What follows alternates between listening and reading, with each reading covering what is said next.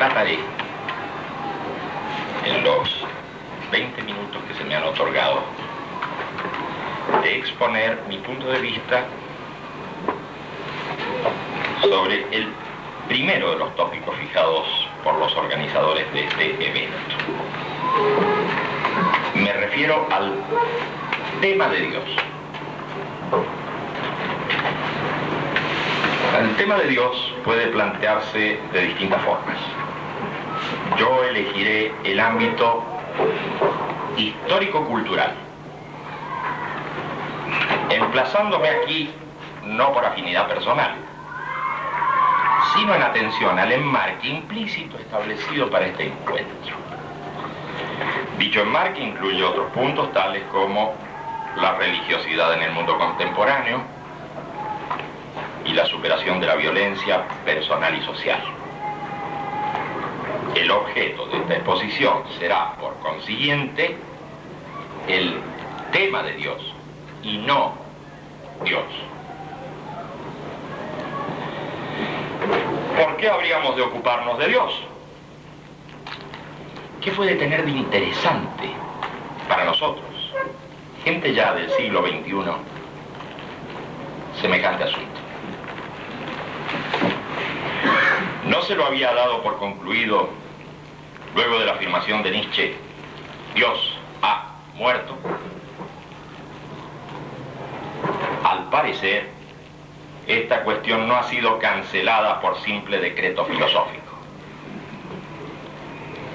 Y no ha podido ser cancelada por dos importantes motivos. En primer término, porque no se ha comprendido cabalmente el significado de semejante tema.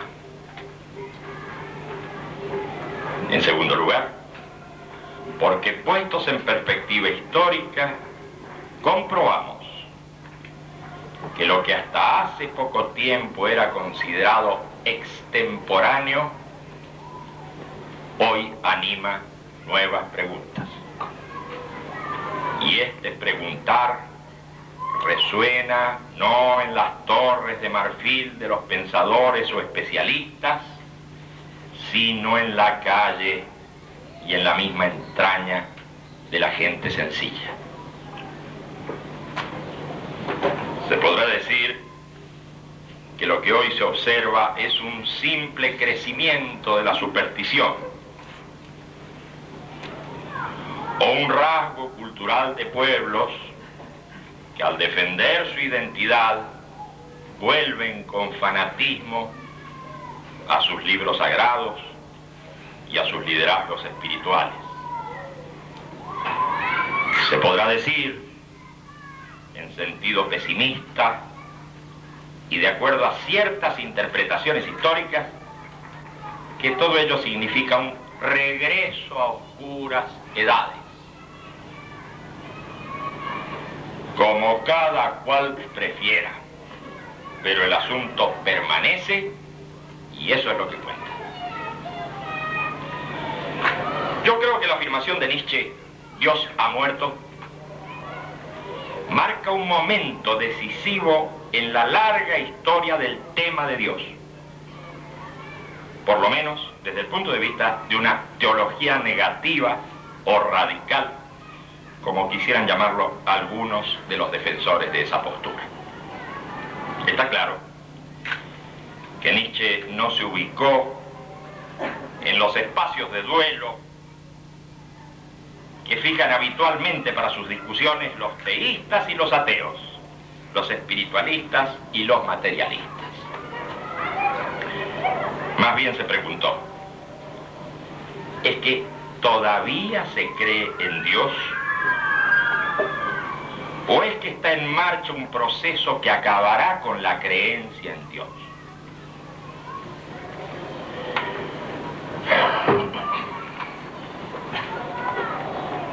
En su Zaratustra dice, y así se separaron el anciano y el hombre, riendo como ríen los niños. Mas cuando Zaratustra estuvo solo, habló así a su corazón. ¿Será posible este viejo santo en su bosque ¿No ha oído nada todavía de que Dios ha muerto? En la cuarta parte de la misma obra, pregunta Zaratustra, ¿qué sabe hoy todo el mundo? ¿Acaso que no vive ya el viejo Dios, en quien todos creyeron en otro tiempo? Tú lo has dicho, respondió el anciano contristado, y yo he servido a ese Dios hasta su último momento. Por otra parte, en su Galla Ciencia aparece la parábola del demente que buscaba a Dios en la plaza pública. Os diré dónde está Dios. Dios ha muerto. Dios sigue muerto. Pero como sus oyentes no entendían, el demente les explicó que había llegado prematuramente, que la muerte de Dios todavía estaba ocurriendo. Es evidente en los párrafos citados que se está haciendo alusión a un proceso cultural, al desplazamiento de una creencia, dejando de lado la determinación exacta de la existencia o inexistencia en sí de Dios.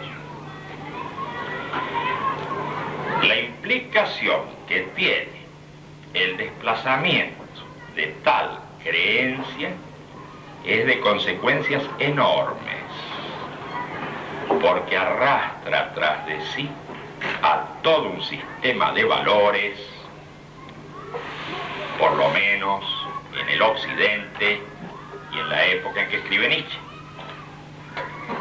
Por otra parte, esta pleamar del nihilismo que este autor predice para los tiempos venideros tiene como trasfondo su anunciada muerte de Dios. Dentro de esta concepción puede pensarse que si los valores de una época están fundamentados en Dios y este desaparece, tendrá que sobrevenir un nuevo sistema de ideas que dé cuenta de la totalidad de la existencia y que justifique una nueva moral. Ese sistema de ideas debe dar cuenta del mundo, de la historia, del ser humano y su significado, de la sociedad y de la convivencia, de lo bueno y lo malo, de lo que se debe hacer y de lo que no se debe hacer. Ahora bien, ideas de este tipo habían comenzado a aparecer desde hacía mucho tiempo hasta desembocar finalmente en las grandes construcciones del idealismo crítico y del idealismo absoluto. Para el caso daba igual que un sistema de pensamiento se aplicara en dirección idealista o materialista, porque su entramado, su metodología de conocimiento y acción, era estrictamente racional. Y en todo caso, no daba cuenta de la totalidad de la vida.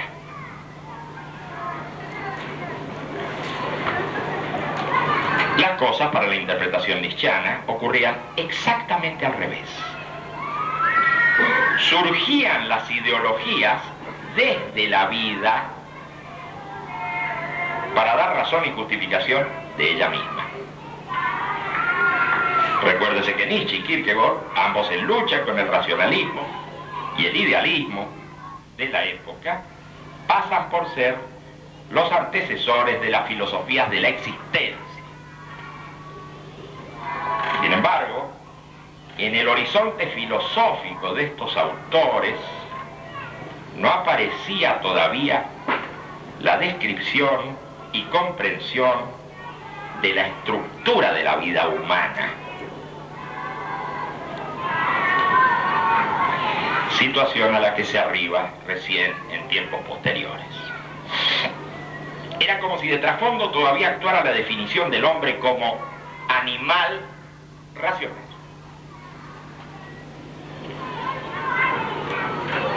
Como naturaleza dotada de razón. Y esta razón pudiese comprenderse en términos evolutivos animales, en términos de reflejo, etc. En esa época, todavía podía pensarse con legitimidad que la razón era lo más importante, o, a la inversa, que los instintos y las fuerzas oscuras de la vida orientaban a la razón. Este segundo era el caso de Nietzsche y de los vitalistas en general. Pero luego del descubrimiento, el descubrimiento de la vida humana, las cosas han cambiado. Y aquí debo disculparme por no desarrollar este punto en razón de las limitaciones existentes en esta exposición. Sin embargo, quisiera mejorar un poco la sensación de extrañeza que se experimenta cuando se afirma que la vida humana es de reciente descubrimiento y comprensión. En dos palabras. Desde los primeros hombres hasta hoy, todos hemos sabido que vivimos y que somos humanos. Todos hemos experimentado nuestra vida. Sin embargo, muy reciente en el campo de las ideas, la comprensión de la vida humana, con su estructura típica y con sus características propias. Es como decir, los humanos siempre hemos vivido con códigos de ADN y ARN en nuestras células. Pero hace muy poco tiempo que han sido descubiertos y comprendidos en su funcionamiento. Así las cosas, conceptos como intencionalidad, apertura, historicidad de la conciencia, intersubjetividad, horizonte, etc., son de reciente precisión en el campo de las ideas, y con ellos se ha dado cuenta de la estructura, no de la vida en general, sino de la vida humana. Resultando de todo esto, una definición radicalmente diferente a la del animal racional. De este modo, por ejemplo, la vida animal, la vida natural, comienza en el momento de la concepción. Pero, ¿cuándo comienza la vida humana? Si es por definición ser en el mundo. Y este es apertura y medio social. O bien, la conciencia es reflejo de condiciones objetivas y naturales, pues intencionalidad que configura y modifica las condiciones objetivas. O el ser humano está definitivamente terminado, o es un ser capaz de modificarse y construirse a sí mismo, no solamente en sentido histórico y social, sino en sentido biológico. Así, con ejemplos interminables de nuevos problemas que plantea el descubrimiento de la estructura de la vida humana, podríamos llegar a rebasar el ámbito de las preguntas que se plantearon en la época del Dios ha muerto, dentro del horizonte histórico en el que todavía estaba vigente la definición del ser humano como animal racional. Volviendo a nuestro tema.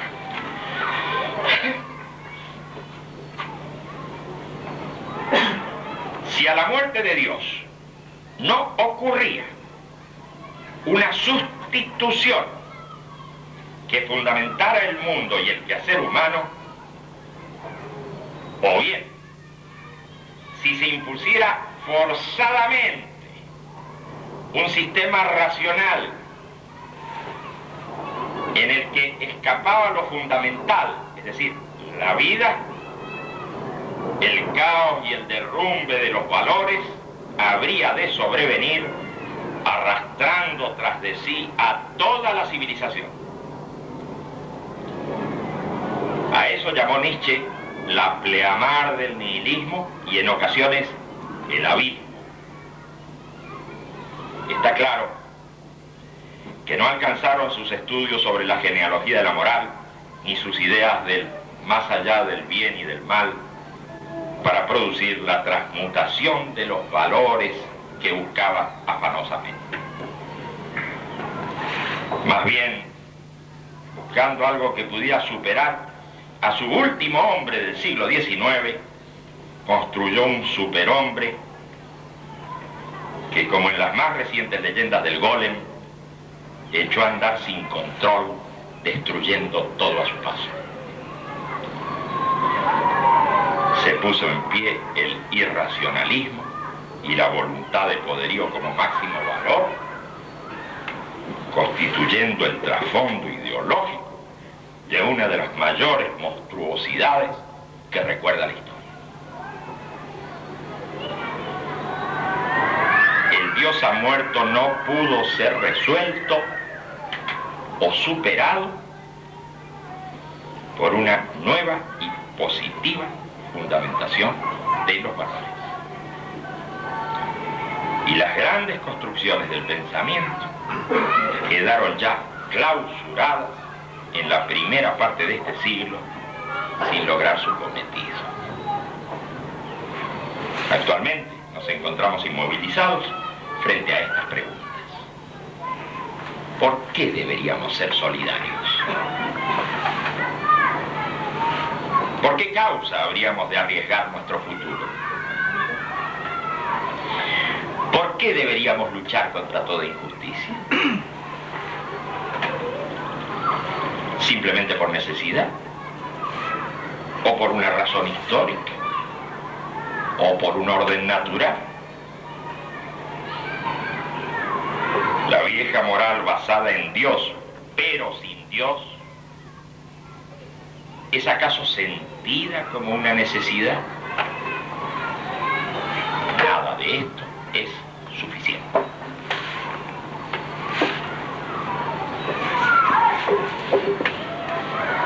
Y si hoy nos encontramos con la imposibilidad histórica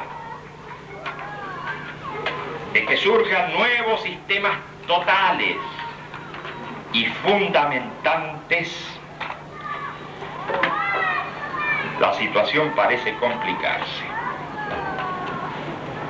Recordemos que la última gran visión de la filosofía aparece en las investigaciones de Husserl en 1900, al igual que la visión completa del psiquismo humano que propone Freud en la interpretación de los sueños, 1900. La cosmovisión de la física se plasma en 1905 y en 1915 en la relatividad de Einstein. La sistematización de la lógica en los Principia Mathematica de Russell y Whitehead en 1910 y en el Tratado Lógico-Filosófico de Wittgenstein en 1921. Ya con el ser y el tiempo de Heidegger en 1927, obra inconclusa que pretendió fundamentar la nueva ontología fenomenológica, se marca la ruptura de los grandes sistemas de pensamiento.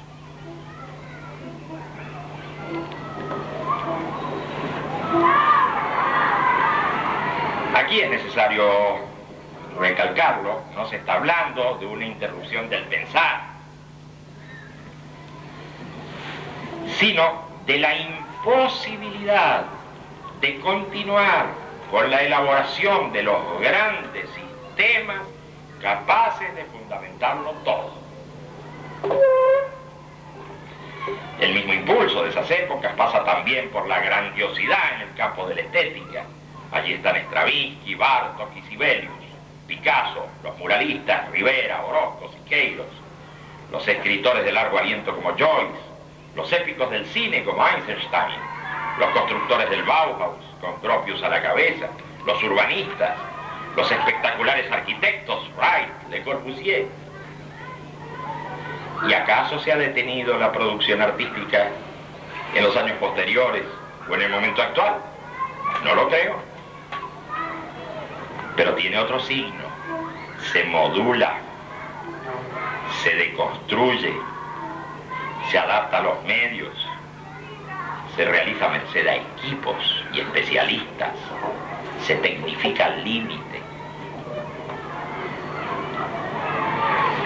Los regímenes políticos sin alma que se imponen en aquellas épocas y que en su momento dan la ilusión de monolitismo y completitud, bien pueden entenderse como retrasos fácticos de romanticismos delirantes, como titanismos de la transformación del mundo a cualquier precio. Ellos inauguran la etapa de la barbarie tecnificada, de la supresión de millones de seres humanos, del terror atómico, de las bombas biológicas, de la contaminación y destrucción en gran escala. Esta es la pleamar del nihilismo que anunciaba la destrucción de todos los valores y la muerte de Dios de Zaratustra. ¿En qué cree ya el ser humano? ¿Acaso en nuevas alternativas de vida? ¿O se deja llevar en una corriente que parece irresistible y que no depende para nada de su intención? Y se instala firmemente el predominio de la técnica sobre la ciencia, la visión analítica del mundo, la dictadura del dinero abstracto sobre las realidades productivas. En ese magma se reavivan las diferencias étnicas y culturales que se suponía habían sido superadas por el proceso histórico. Los sistemas son rechazados por el deconstructivismo, el posmodernismo y las corrientes estructuralistas. La frustración del pensamiento se hace lugar común en los filósofos de la inteligencia débil. La mezcolanza de estilos que se suplantan entre sí, la desestructuración de las relaciones humanas y la propagación de todo tipo de superchería recuerdan las épocas de la expansión imperial, tanto en la vieja Persia como en el proceso helenístico y durante el cesarismo romano. No pretendo con lo anterior presentar un tipo de morfología histórica, un modelo espiralado de proceso que se alimenta de analogías. En todo caso, trato de destacar aspectos que para nada nos sorprenden o nos parecen increíbles, porque ya en otros tiempos afloraron, aunque en diferentes contextos de mundialización y de progreso material. Tampoco quiero transmitir la atmósfera de inexorabilidad de una secuencia mecánica en la que para nada cuenta la intención humana. Más bien pienso lo contrario.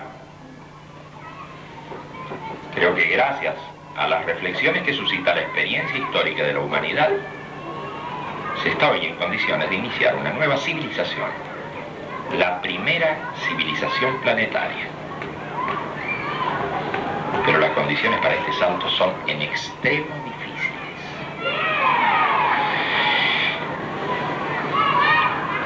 Piénsese en cómo se agranda la brecha entre las sociedades postindustriales y de la información y las sociedades hambrientas.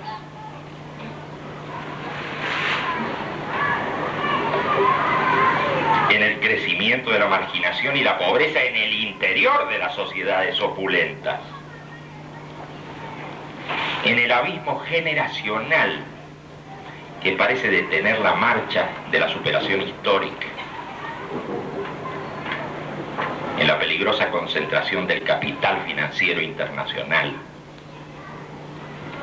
en el terrorismo de masas, en las secesiones abruptas, en los choques étnico-culturales, en los desequilibrios ecológicos, en la explosión demográfica y en las megalópolis al borde del colapso.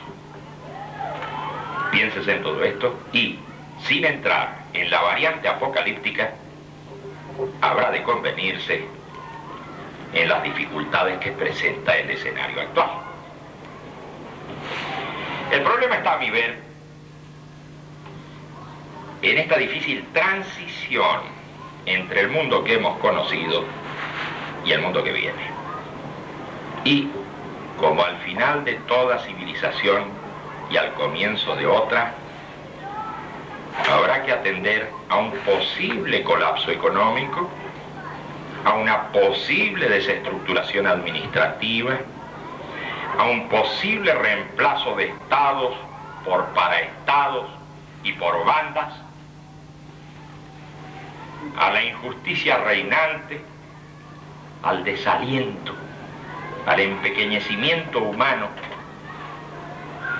a la disolución de los vínculos, a la soledad, a la violencia en crecimiento y al irracionalismo emergente en un medio cada vez más acelerado y cada vez más global. Por sobre todo habrá que considerar qué nueva imagen del mundo habrá de proponerse, qué tipo de sociedad, qué tipo de economía, de valores, qué tipo de relaciones interpersonales, qué tipo de diálogo entre cada ser humano y su prójimo, entre cada ser humano y su alma. Sin embargo, para toda nueva propuesta hay por lo menos dos imposibilidades. Primera, ningún sistema completo de pensamiento podrá hacer pie en una época de desestructuración. Segunda, ninguna articulación racional del discurso podrá sostenerse más allá del inmediatismo de la vida práctica o más allá de la tecnología. Estas dos dificultades embretan a la posibilidad de fundamentar nuevos valores de largo alcance.